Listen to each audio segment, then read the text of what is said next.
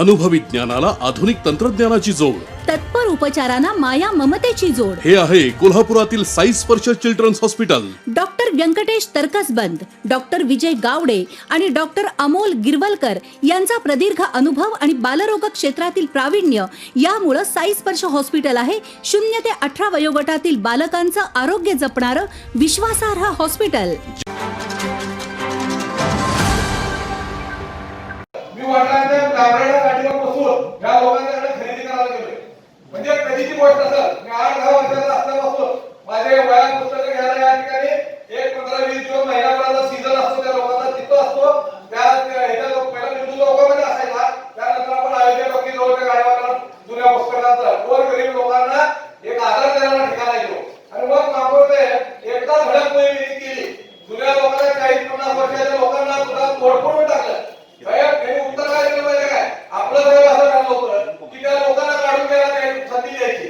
आपण साहेब बोलणं झालं होतं, मी तुम्हाला विनंती केली होती. त्यांनी काय केलं, हे सकाळी 7:30 ला तोडलं. यांना रात्री मी सांगितलं होतं आई साहेबांना माझं बोलणं झालंय, तुम्ही तोडू नका, त्यांना संधी द्या.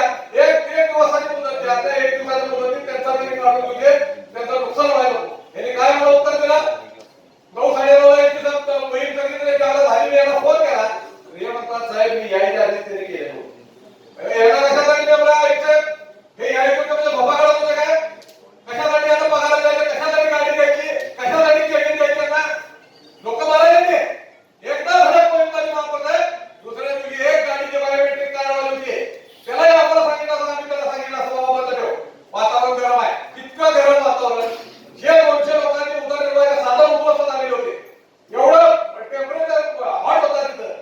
या माणसांनी कुणाचा ऐकून संध्याकाळी त्या ठिकाणी एका गाडीला हलवायला माणसं 50 माणसं वाटली. तिथं गर्दी झाली, तिथं तलवार हल्ला झाला. 7 जण जखमी, त्यामध्ये 2 जण गंभीर आहेत. एक इंच खोल जखम आहे आणि अशी जवळपास 15-16% टाके बसले. यांना याच्यावर तुम्हाला का करा, यांना दिलं पण अधिकारी असं धंदे करायचे. आयुक्तांनी एकदा धडक मोहीम घेतली होती, सगळा विषय संपला होता. एक गाडी हलवायसाठी कशाला वातावरण केलं आणि सदस्य बाकी सांगतात. त्यांना मी बिंदू लोकांनी बंद पडलेली गाडीच्या संदर्भामध्ये अनेक वेळा सांगितलं. काय केलेली एक बंद पडलेली गाडी सडलेली आहे, कुत्री मांजरी बसलेली आहे तिथं. काही करत नाही महापौर साहेब, यांचं बघा, यांना तपासलं पाहिजे, सुपारी विपारी घेतात त्या बघायला पाहिजे. लोक मारायला धंदा येऊ. रातभर आम्ही त्या ठिकाणी लोकांना ऍडमिट करणं आणि त्यांचा उपचार करण्यासाठी रात्रभर केलं आमचं. अजून पण त्यामध्ये तर हे चालणार नाही महापौर साहेब. आयुक्त साहेब आपण चांगलं काम करताय, आम्ही अप्रिशिएट करतो. तुम्हाला आयुक्त म्हणून तुमची जबाबदारी स्वीकारलाय, त्याला पाठिंबा देण्याचं शहराच्या विकासासाठी उन्नतीसाठी आम्ही ठरवलेलं आहे. परंतु हे जर हुकुमशाही पद्धतीने असं काय तुमचा अधिकारी कोण करायला लागलं तर साहेब आम्ही आमच्या पद्धतीने मग बंदोबस्त करायला आहे म्हणतो, परंतु तयार आहे. हे चालणार नाही. एकदा आपण केल्यानंतर दुसऱ्या दिवशी बायोमेट्रिक मध्ये संरक्षित गाडीला काढायचं कारण काय होतं मला सांगा.